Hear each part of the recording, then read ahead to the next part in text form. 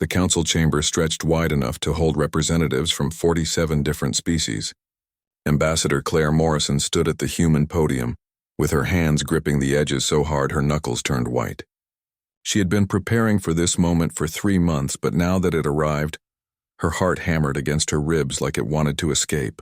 Behind her sat the rest of the human delegation, including Admiral Jake, Henderson, and Chief Diplomat Ellen Price.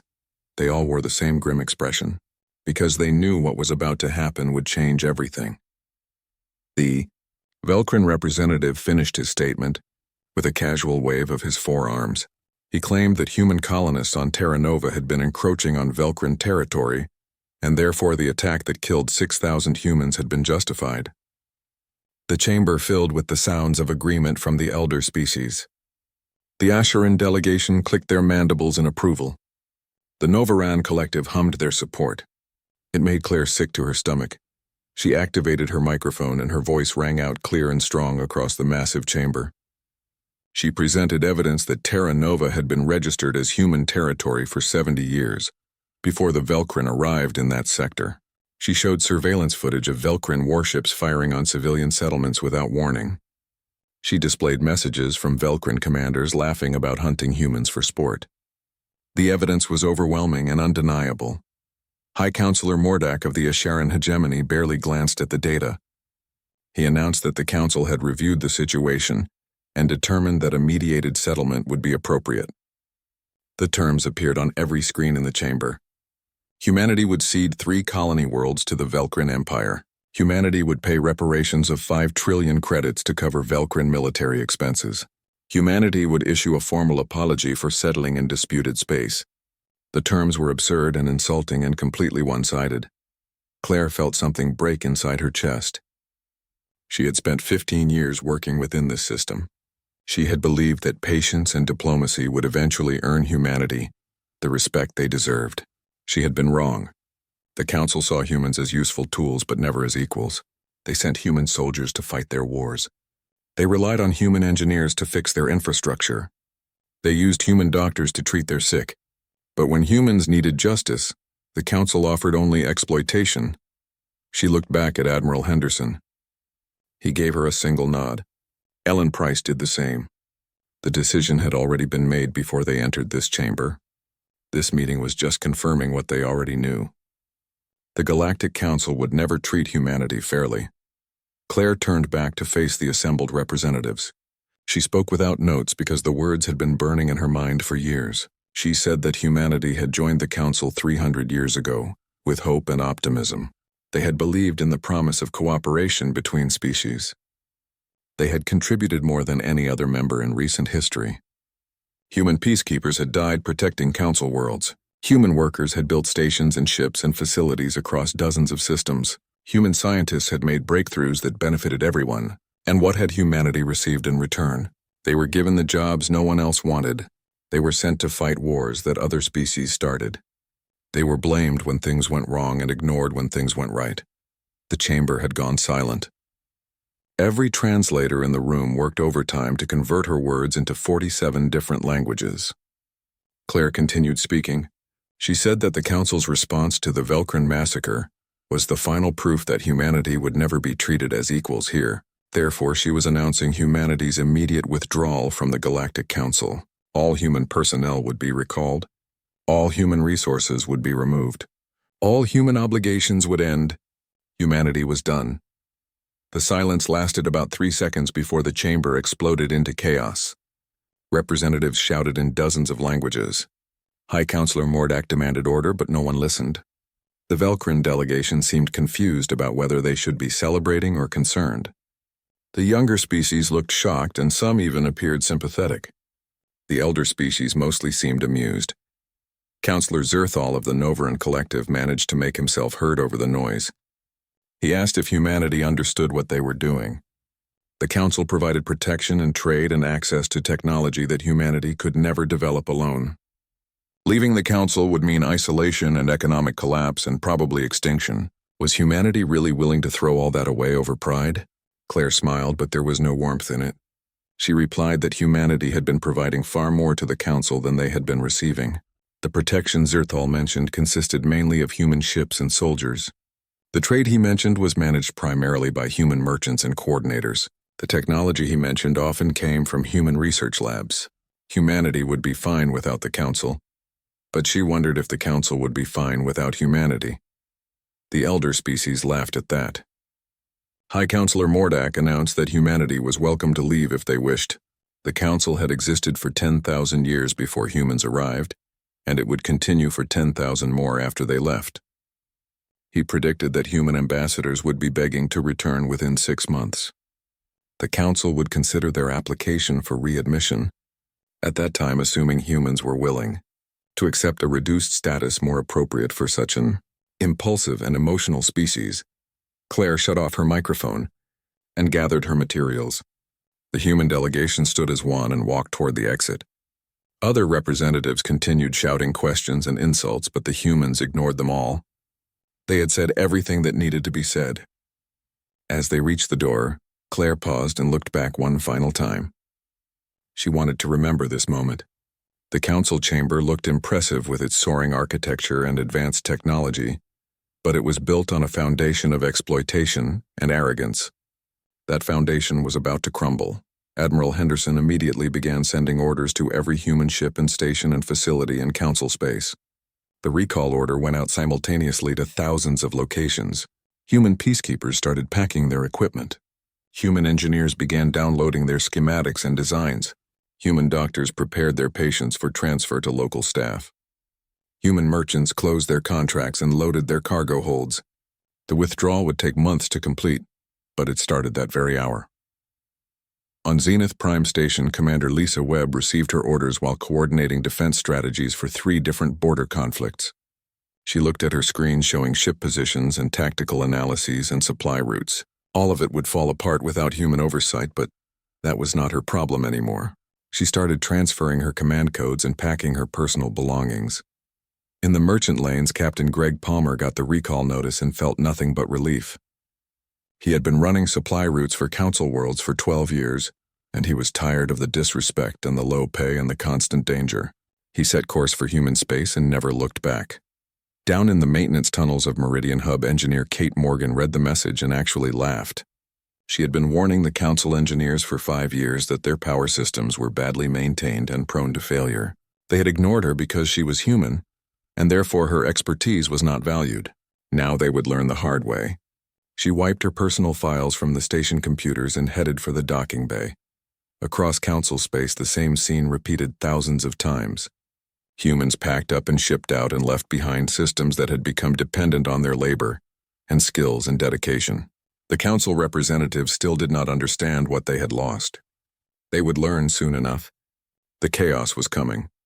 2 months passed since humanity announced their withdrawal, and the cracks in the Galactic Council started showing everywhere. At first, the elder species had dismissed the whole thing as a temporary tantrum. They believed humans would realize their mistake and come crawling back within weeks.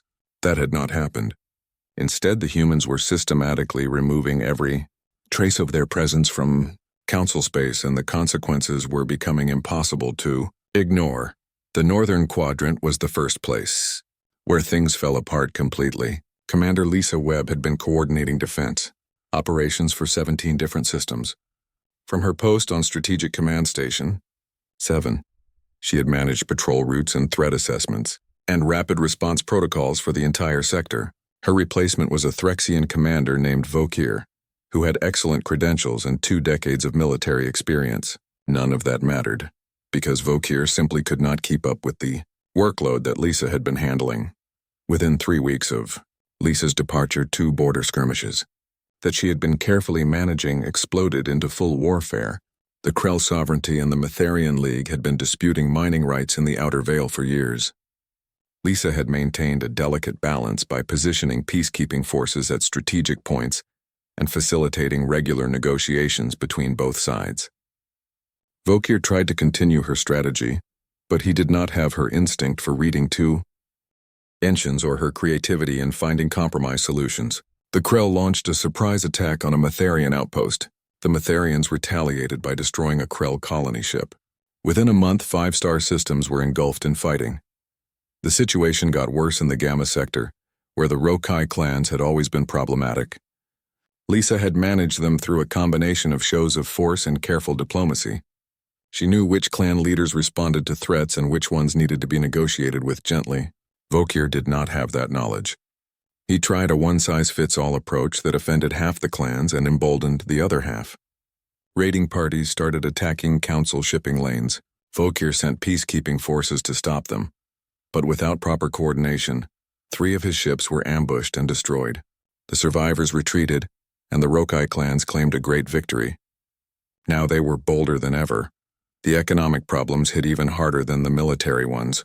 Captain Greg Palmer had been running the largest human merchant fleet in council space. His ships carried everything from medical supplies to industrial equipment to basic food staples. He had spent years building relationships with suppliers and distributors across hundreds of worlds. He knew which routes were profitable and which ones were necessary for humanitarian reasons even if they lost money. His logistics network had become the backbone of interstellar trade in 4 entire sectors. When Greg pulled his fleet out, the council appointed a Factusian trading consortium to take over his routes. The Factusians were known as skilled merchants, but they approached trade purely as a business calculation. Routes that were not immediately profitable got abandoned. Stations that relied on regular supply deliveries suddenly found themselves cut off. On the agricultural world of Tanis 5, the population depended on imported fertilizer to maintain their food production. Greg had been delivering that fertilizer at cost, because he knew how important it was.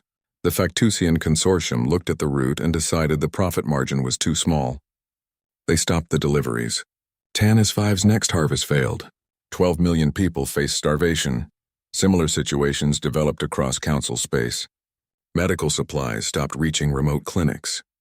Replacement parts for critical infrastructure sat in warehouses because no one wanted to transport them to unprofitable locations. Goods that used to move smoothly between systems now piled up at transfer stations because the complex coordination required to manage it all had broken down. Insurance rates for merchant ships increased by 300% because without human patrol fleets the space lanes had become dangerous. Many smaller trading companies simply went out of business. The infrastructure failures were perhaps the most visible sign of the crisis. Engineer Kate Morgan had been maintaining the power grid for Meridian Hub and 40 connected stations. The systems were old and temperamental and required constant monitoring and adjustment. Kate had tried to train local engineers, but they never seemed to develop the same intuitive understanding of the equipment that humans had. They followed procedures exactly, but they could not improvise when unexpected problems arose. 3 weeks after Kate left Meridian Hub experienced a minor power fluctuation in Sector 7. A human engineer would have caught it immediately and made a simple adjustment. The station's new engineering team followed the standard diagnostic procedure, which took 40 minutes. By the time they identified the problem, the fluctuation had cascaded into 3 other sectors. They tried to implement the standard fix, but it did not work, because the interaction between the 4 sectors created a unique situation that was not covered in the manual. The cascade continued spreading. Within 6 hours, half of Meridian Hub was without power. It took 3 days to restore full functionality and cost the station billions of credits in lost business. That same pattern repeated across council space. On industrial stations and research facilities and even on some planetary installations, things that had always worked smoothly suddenly started breaking down. The council engineers were competent, but they lacked the human ability to work long hours without complaint and to find creative solutions to novel problems. Equipment that had been jury-rigged by human ingenuity to last years beyond its design life now failed catastrophically because no one else knew how to maintain it. The medical crisis might have been the worst of all. Dr. Ben Carter and thousands of other human physicians had been providing healthcare across dozens of underdeveloped worlds. They worked in conditions that doctors from other species refused to accept. They put in 80-hour weeks because the need was so great. They treated patients that other species considered too difficult or too unrewarding. When the human doctors left, they tried to transfer their patients to local medical facilities, but most of those facilities were already overwhelmed. On the mining colony of Drexel, 9, the entire medical staff had been human. The colony administration had never bothered to recruit doctors from other species. because humans were cheaper and more willing to work in the harsh conditions. When the human doctors withdrew, the colony was left with no medical care at all. A virus outbreak that would have been easily contained instead spread through the entire population. 2,000 miners died before emergency medical teams arrived from the core worlds. Similar situations developed on 40 different worlds. Diseases that had been controlled through human medical intervention now spread unchecked.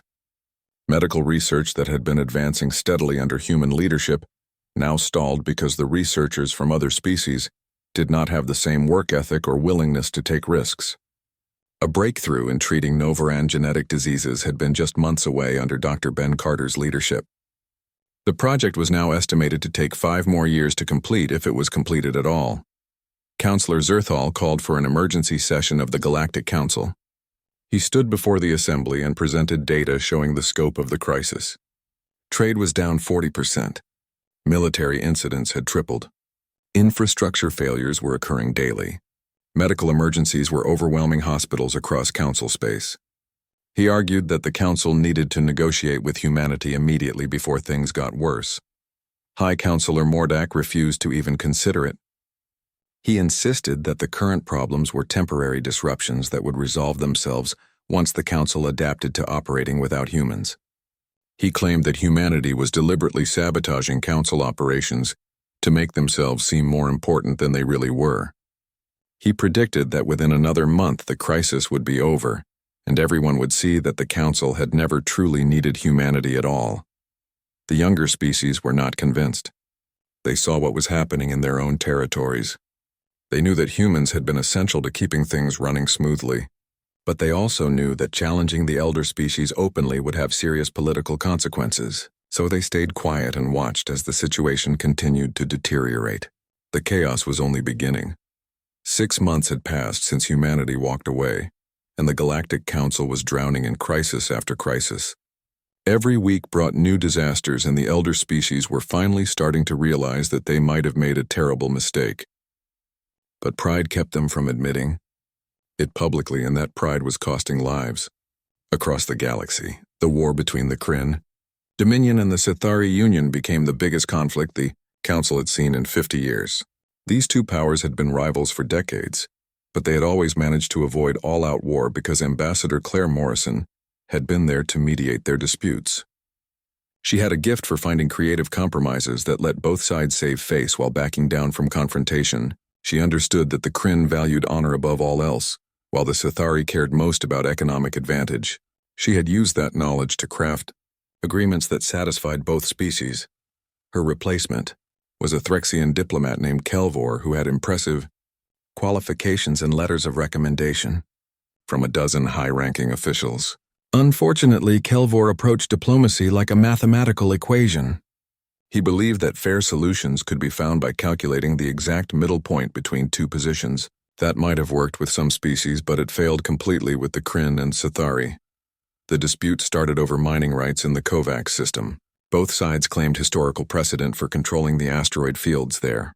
Kelvor proposed that they split the system exactly in half, with each side getting equal access to the resources. The Kryn were insulted because the proposal ignored their ancestral claim to the entire system.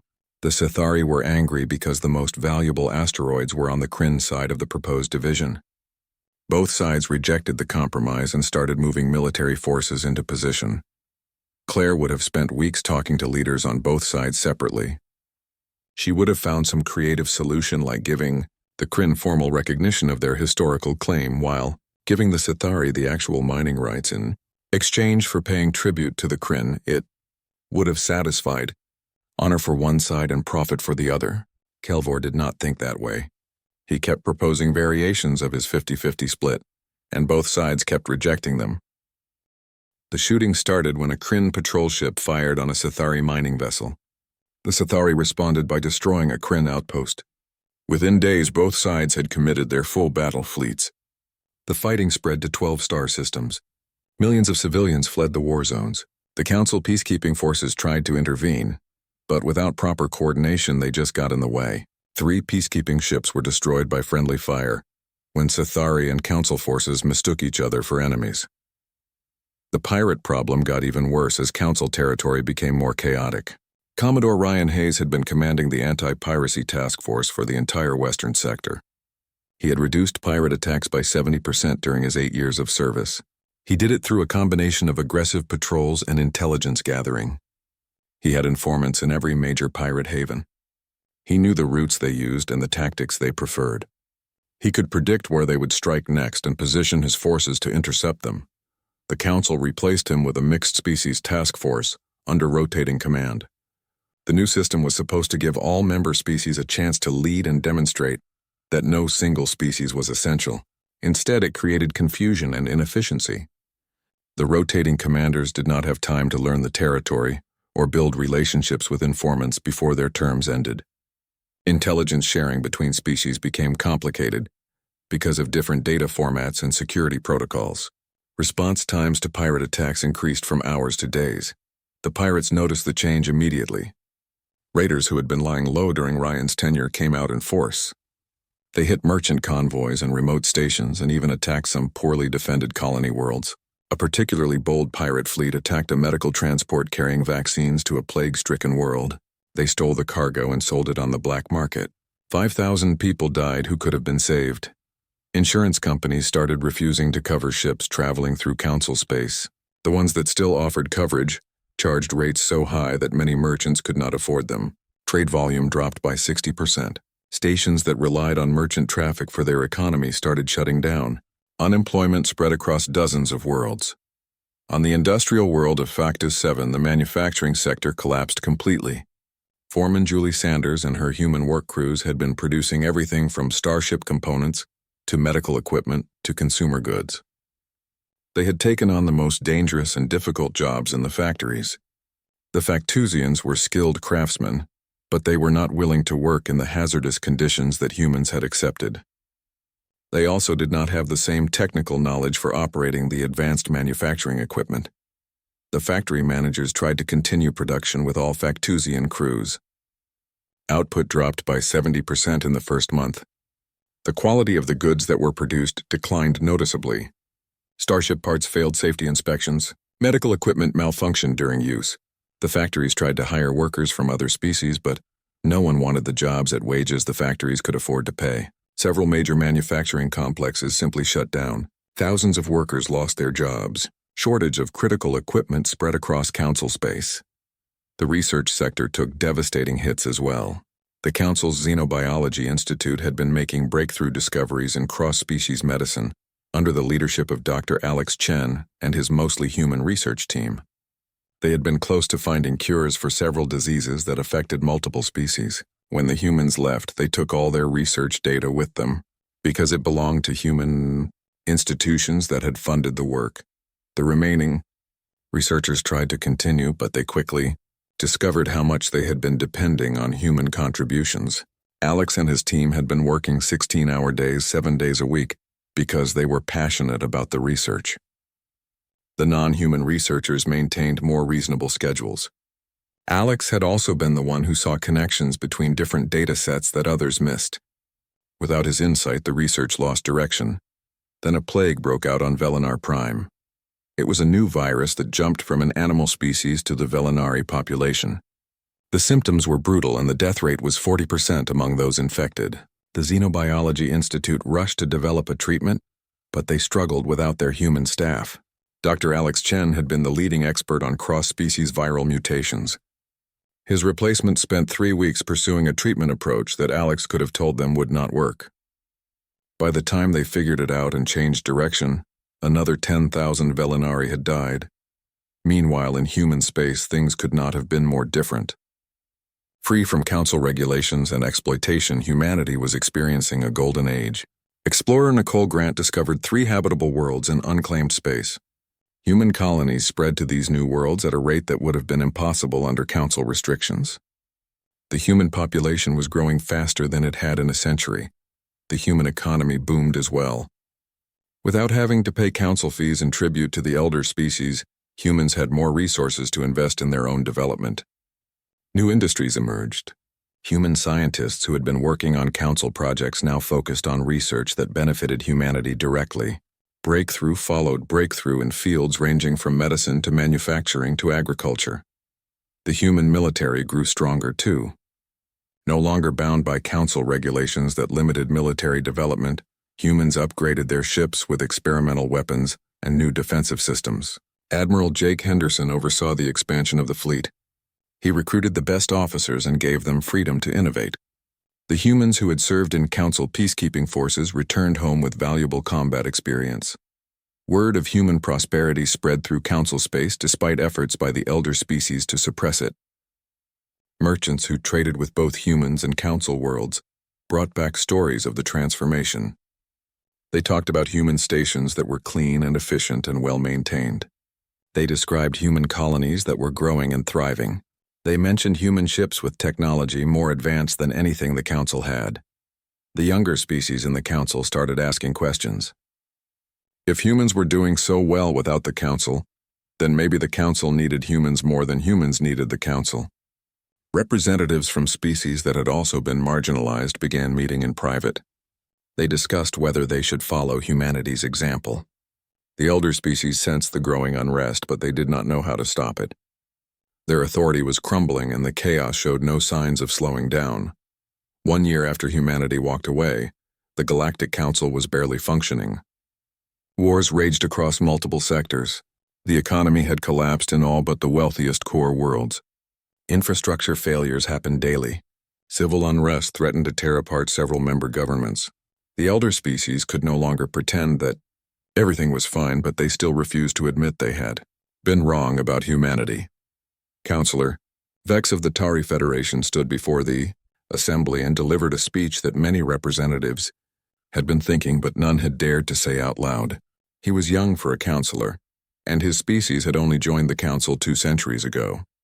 The elder species had always treated the Tari as junior members whose opinions did not matter much.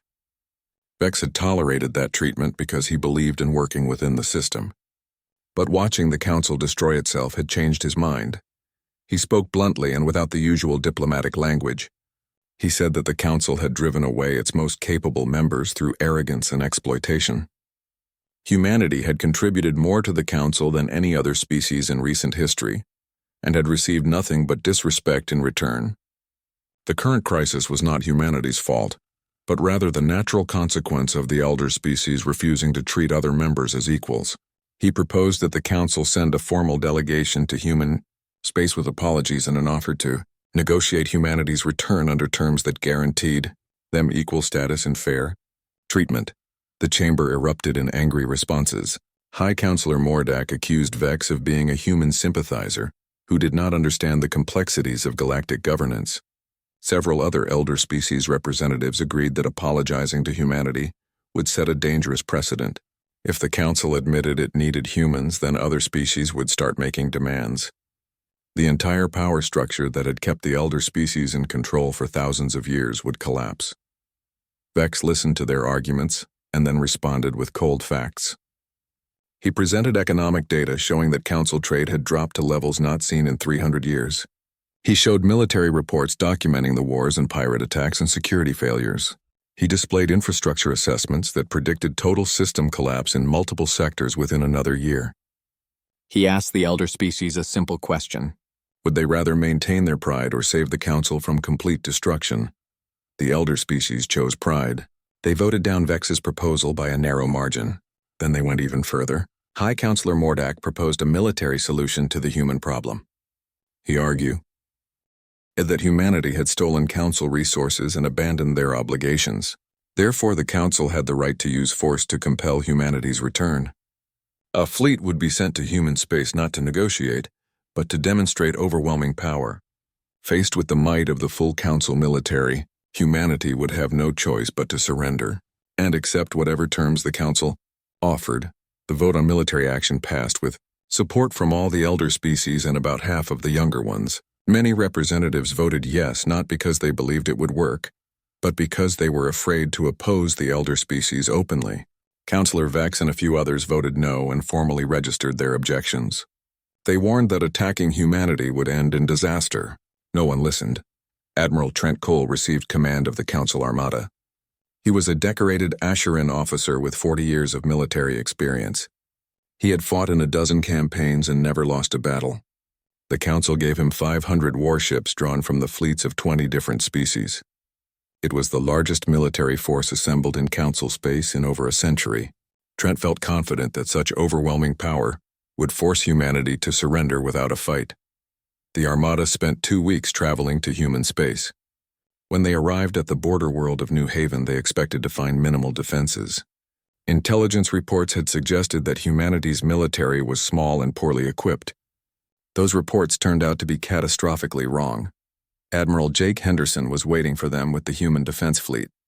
He had known the Council would eventually try something like this.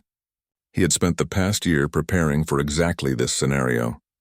His fleet consisted of only 80 ships, but those ships had been upgraded with technology that the Council had never seen. Humans had been holding back their full capabilities for years because Council regulations restricted military development. Now those restrictions no longer applied.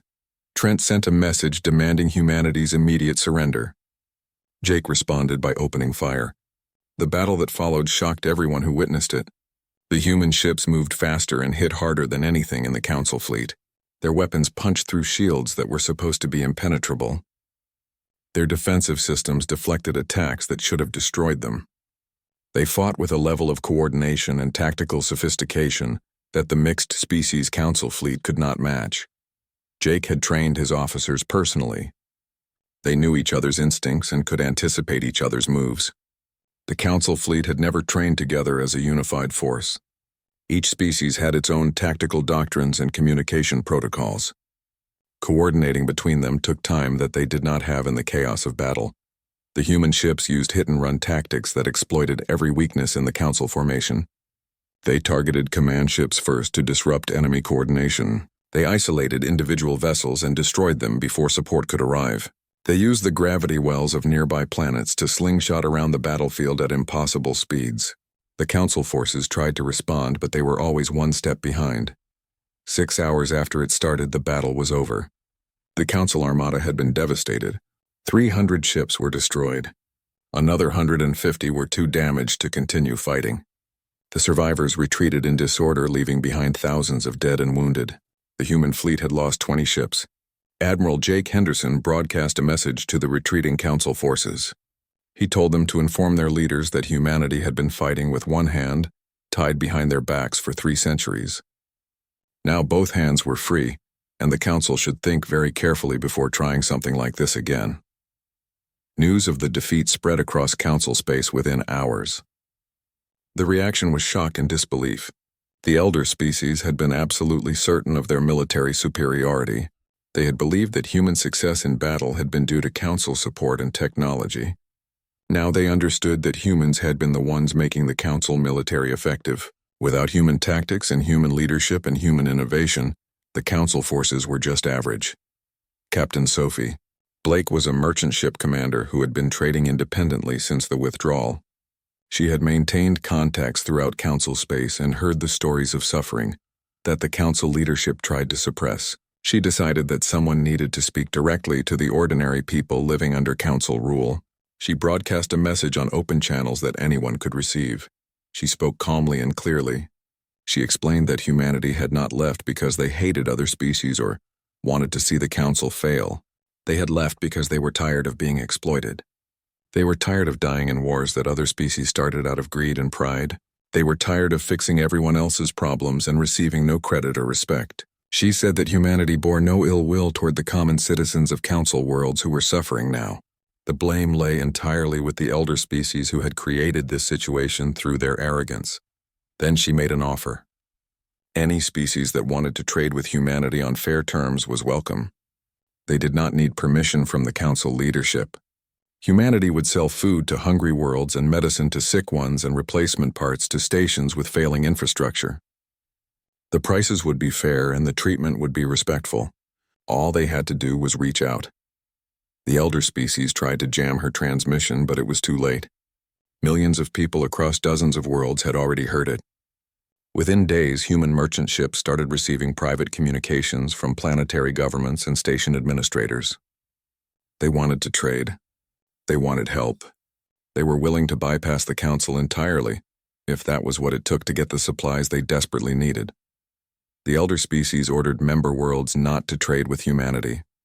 Some obeyed out of loyalty or fear, but many others ignored the order because their people were starving or dying or living in darkness. Because the power grid had failed, they needed help and the council could not provide it. Humanity could and would. Secret trade agreements were signed. Human ships started making deliveries to council worlds under cover of darkness. Counselor Vex met with representatives from a dozen younger species in a private location. They discussed what everyone was thinking, but no one wanted to say. The elder species had lost control. Their military had been humiliated. Their economy was collapsing. Their authority was being openly defied. The council could not continue like this. Something had to change or the entire structure would fall apart completely. The question was whether they had the courage to force that change. The answer would determine the future of the galaxy. 18 months after humanity walked away, the Galactic Council was barely recognizable as the powerful institution it had once been. Economic collapse had forced 12 member species into bankruptcy. 4 separate wars continued with no end in sight. Infrastructure across council space was failing faster than it could be repaired. The elder species had lost almost all their credibility and influence. Something had to change or the council would cease to exist entirely. Counselor Vex made his move during an emergency session called to address yet another crisis. He stood before the assembly with representatives from 15 younger species standing behind him in a show of solidarity. He announced that the younger species had lost confidence in the current leadership and were calling for immediate reforms. The elder species would be stripped of their permanent veto powers. All decisions would require majority approval from the full council. Most importantly, the council would send a formal delegation to humanity with a complete apology and an offer of genuine partnership. High Counselor Mordak tried to shut down the proposal immediately. He claimed that such radical changes violated the council's founding charter. Vex responded by pointing out that the charter also guaranteed fair treatment for all members and prohibited exploitation. The elder species had been violating those principles for centuries. If they wanted to talk about following the charter, then perhaps they should start by examining their own behavior. The debate lasted for hours.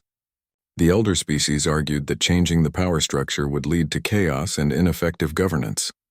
The younger species countered that the current system had already led to chaos and that it could hardly get worse. They presented evidence of how the elder species had blocked beneficial reforms and monopolized resources, and treated other members as servants rather than equals. The evidence was overwhelming because everyone in the chamber had experienced it personally. When the vote finally came, the elder species lost. The younger species had the numbers and they used them. The reforms passed by a significant margin. High Counselor Mordak tried to use his veto power, but Vex pointed out that the vote had just eliminated that power.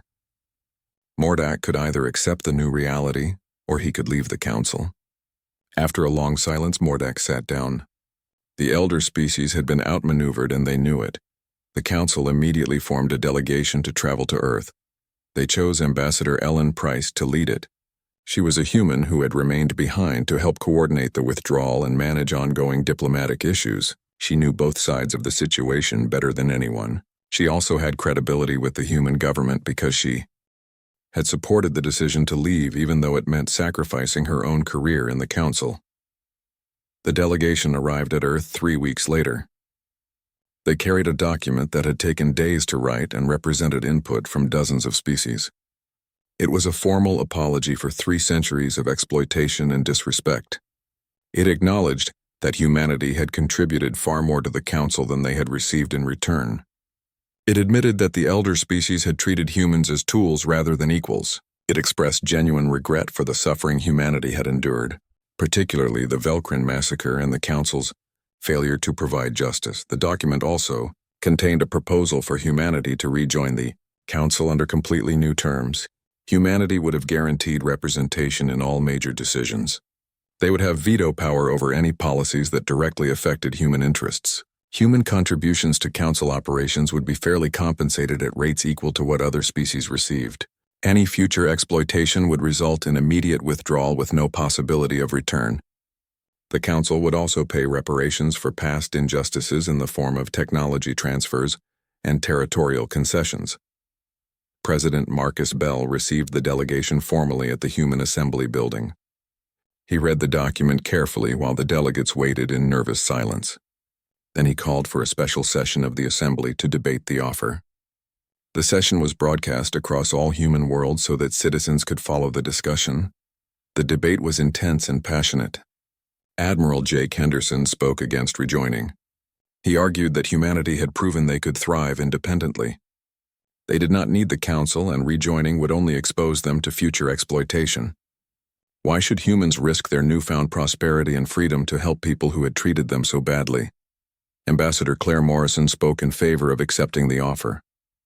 She acknowledged that the Council had treated humanity terribly, but she argued that the current leadership had been removed and real reforms had been implemented. The younger species who now controlled the Council were genuine in their desire for equal partnership. More importantly, there were billions of innocent people suffering across Council space who had never personally wronged humanity. They were victims of the elder species' arrogance just as humans had been. Humanity had the power to help them, and the moral obligation to do so. She reminded the Assembly that humanity had always been defined by their ability to forgive and build bridges. They had survived countless conflicts on Earth by eventually choosing cooperation over endless revenge. The Council had learned a hard lesson about what happens when you exploit and disrespect your partners. Now they were offering a genuine chance to build something better. If humanity rejected that chance out of bitterness, then they would be abandoning their own principles. Other representatives spoke on both sides. Some talked about the human lives lost in Council service and argued that those sacrifices should never be repeated. Others pointed out that isolation was not a permanent solution and that eventually humanity would need allies in the galaxy. The debate continued for 2 full days while people across human space watched and discussed and argued among themselves. The final vote was close, but the decision was made. Humanity would rejoin the Galactic Council under the new terms with several additional conditions. Human military forces would remain independent and would only deploy for operations that humanity specifically approved. Human trade and technology would be shared fairly with proper compensation. Any member species found exploiting humans or any other species would face immediate expulsion from the Council. The new Council would be built on principles of genuine equality and mutual respect, or humanity would leave again, and this time it would be permanent. Ambassador Ellen Price returned to the Council with humanity's acceptance. The announcement was met with celebration from the younger species and quiet acceptance from the elder species. Everyone understood that the galaxy had changed forever. The old system of exploitation and hierarchy was gone.